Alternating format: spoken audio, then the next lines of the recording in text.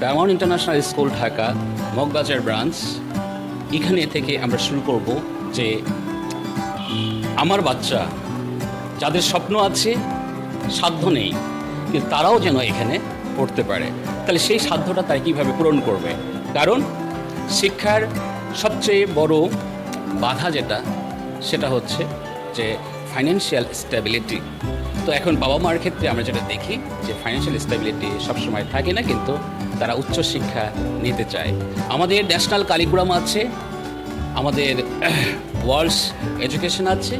However এখানে national কারিকুলামের যে কস্টটা আপনার হবে, আমি মনে করি প্যারামাউন্ট ইন্টারন্যাশনাল স্কুল ঢাকা তার চেয়ে লো কস্টে বাচ্চারা পড়ালেখা করতে পারবে।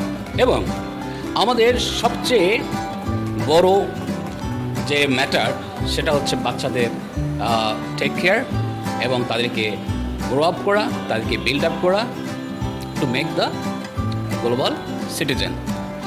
বাট আমি এখানে যেটা দেখি, আমাদের শুধু বাংলাদেশেই না, বহির্বিশ্বেও এখন সবচেয়ে বড় চ্যালেঞ্জ সেটা হচ্ছে যে প্রাইভেট টিউশন অ্যান্ড কোচিং।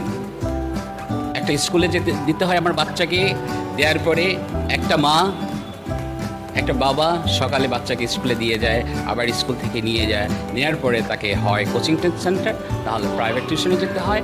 তাহলে সেই ক্ষেত্রে আমার বাচ্চাদেরও যেমন টাইম থাকে না, বাবাদেরও মাদেরও টাইম থাকে না তাকে লুক আফটার করা, তার সাথে একটা ফ্রেন্ডলি এনভায়রনমেন্টে কথা বলা, এবং তার সাথে তার বাবা মার যে একটা দূরত্ব সেটাও তৈরি হয়ে যাচ্ছে, একটা সুসম্পর্ক হচ্ছে না।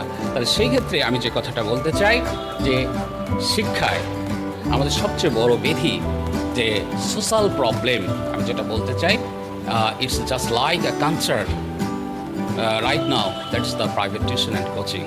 So Paramount International School Dhaka actually doing the job to eliminate the private tuition and coaching.